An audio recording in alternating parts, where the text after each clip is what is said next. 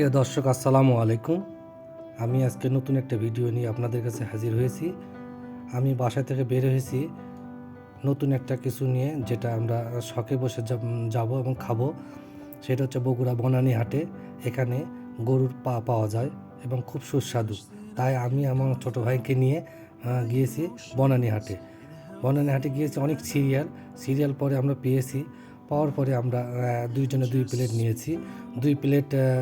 এক প্লেট 220 টাকা, অর্থাৎ একটা পা দিবে এবং সাথে একটা ছোট পা দিবে, দুটা মিলে 200 টাকা।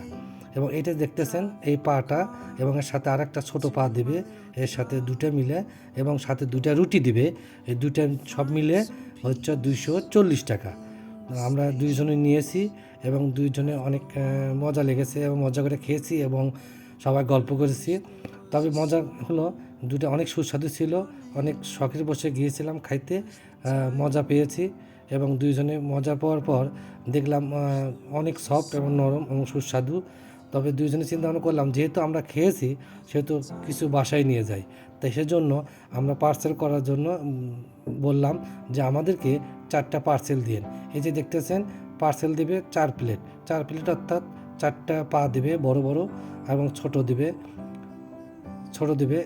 এই যে দিল 4টা পা, এবং এর সাথে দেবে কিছু ঝোল।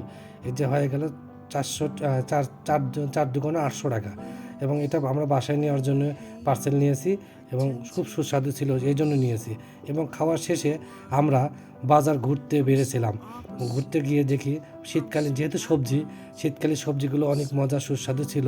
তাই আমরা মনে করলাম যে সবজিগুলোও দেখাই, যে আমরা সবজিগুলো বগুড়ায় বনানী হাটে কী কী পাওয়া যায়।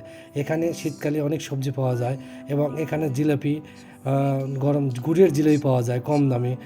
এবং এসে শীতকালী সবজি আলু, এই যে দেখেন বগুড়ার বিখ্যাত সেই লাল আলু, এখানে লাল আলু পাওয়া যায় অতি কম দামি এবং অতি সুস্বাদু আলু। এছাড়াও সাদা আলু আছে।